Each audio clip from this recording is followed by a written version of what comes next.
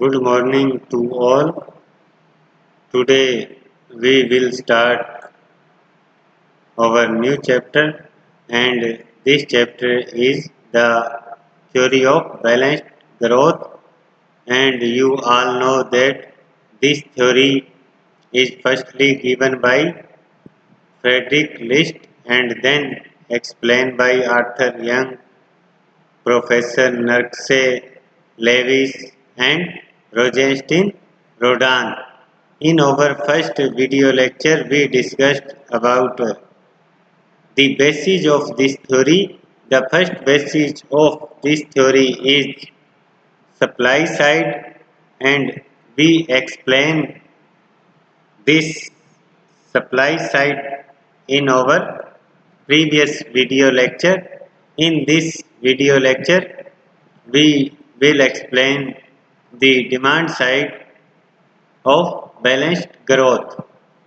You all of know that in the underdeveloped countries, people have low purchasing power because of their low income. So their demand is low. Low demand result in less expansion of market. Small market inspire low investment. All of you know that in underdeveloped countries, the income of mostly pupils is very low, and you know that income is used in two ways. First, on consumption, and second, on saving. Because in the underdeveloped countries, the income of people is very low, and their low income is all low income is expend on consumption. There is no saving of poor people because their income is already low. So in these countries, their low income affects the purchasing power of people because their income is low. So naturally their purchasing power is also low, or their demand is low, and low purchasing power or low demand tends to low investment because entrepreneurship getting no motivation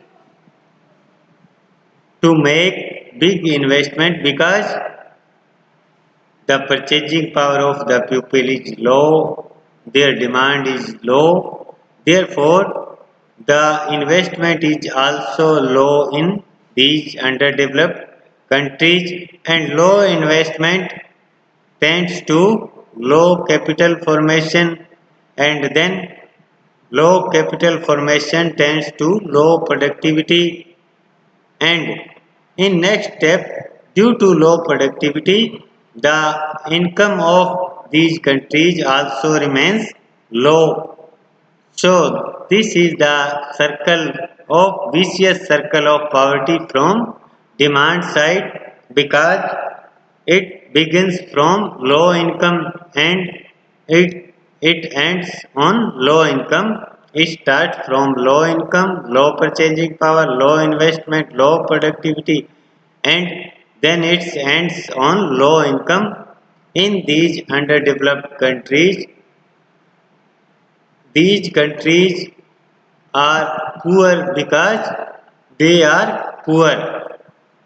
This is said by Professor Nakse that the underdeveloped country is poor because it is poor. The reason behind their poverty is poverty, and the effect of their poverty is poverty.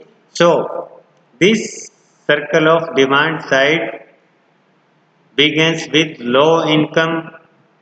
Next step low purchasing power, low investment, low productivity, and due to low productivity, the income of these countries remains low. Next basis of this balanced growth theory is sectoral balance.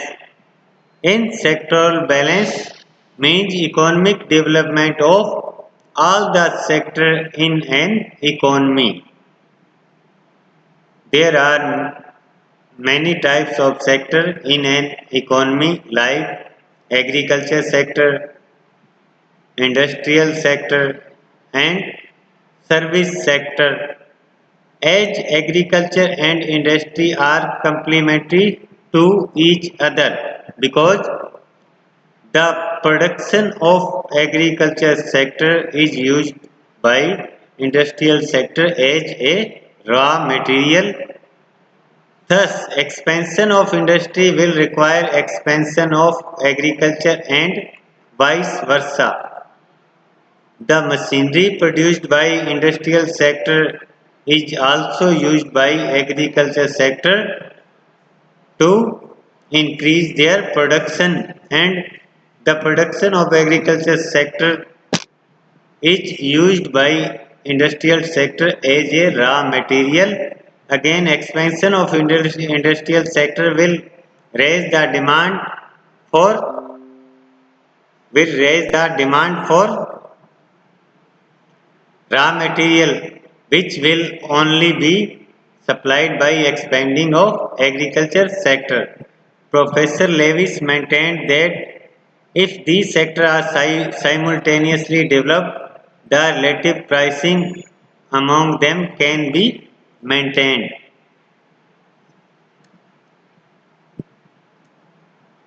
There may be any unfavorable terms of trade among them.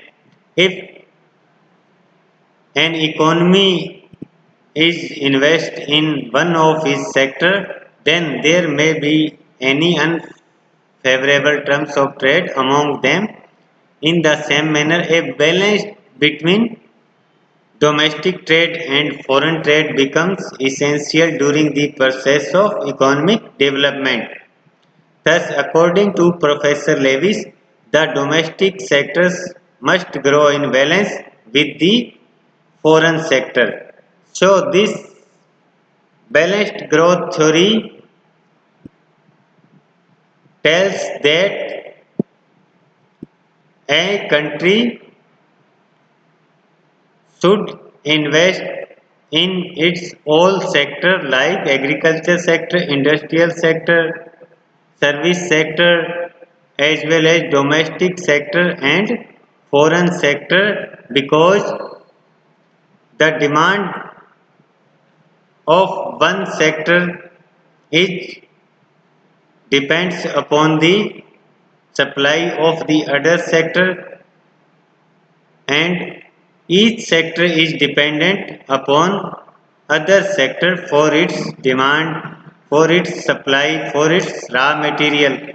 So the balanced growth theory tells that each country or each economy should be invest in all of its sector. So all the sector of an economy should be growth in a balanced way.